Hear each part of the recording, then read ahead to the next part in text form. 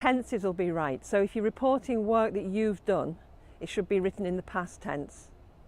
If you're reporting things as how they are, that should be in the present tense. And that's one of the things that can make a report very confusing if things that you've done are reported in the present tense, so it implies you haven't done them. If you're talking about the report, write in the present tense, because you might be writing in the introduction that this report will do this, that and the other.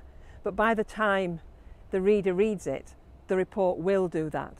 But it is the case that students can make a better impression and often get their point across more forcefully if they get the right balance between being passionate, being positive in their, and then sort of pacey in their writing, and not being too informal. Most students that I work with come to me and they say, I can't get the word count down, I really cannot cut anymore.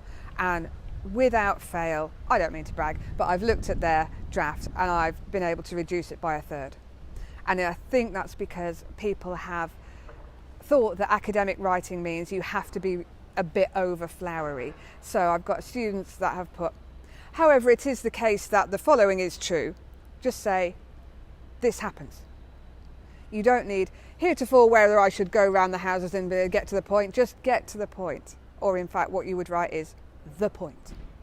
So many times I've said to students that they can cut that down and they've thought, really? And I'm cutting out unnecessary words, I'm not cutting out content. Use appropriate academic language for your discipline. It's absolutely important that you're using terms that are clear. If you're using something that's a little complicated, show that you understand what it means, because there are some terms that academics love to chuck about but actually are quite ambiguous.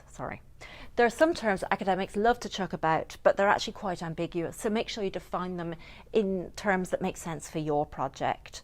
At the same time, avoid jargon. It's very tempting to throw in lots of long words to make yourself sound important. Maybe that's just me. But you should be trying to convince the reader by the force of your arguments and by the strength of the data that you present. Try and think about paragraphs. Each paragraph needs to make a clearly defined point, have a topic sentence for the paragraph, what the paragraph do, develop it, what data backs up that point, link to the next paragraph. So each paragraph is almost like a mini chapter. You need to know what's expected of professionals in your area. How do they write? Try and be very clear on the language you use. That's really important as well. So to me, good academic writing is really plain English. I always think if I read something and I don't understand it, then that indicates to me that the author doesn't really understand it either. So I would say plain English is a key part of academic writing. Another part of good scientific writing is realizing that you're never going to write a really good piece of text straight away, and there'll usually be sort of 5 or 6 edits before you come to the final version.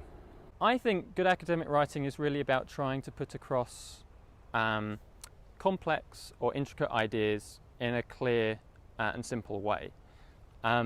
So good academic writing is really puts a big premium to my mind on clarity, so being really clear so that the person reading it can't mistake what you're trying to say, and also on accuracy or precision, so being really specific about what exactly you mean or what exactly you're getting at.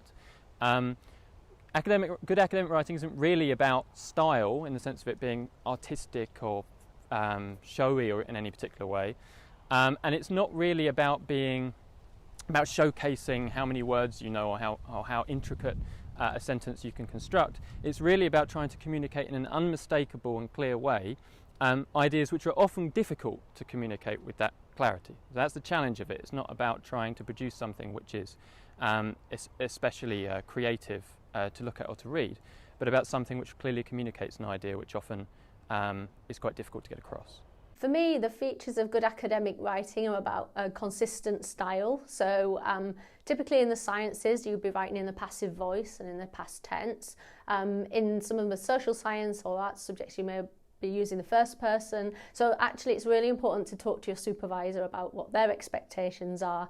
Look at examples of previous projects, see how they're written. But it's really about communicating your findings. And the other thing not to fall into the trap of is opinion writing. So it is based on evidence. So whatever field you're in, it's not just what you think. It's actually based on the evidence, it's based on the data you've collected, it's based on the literature, and it's making sure there's that evidence base in your arguments.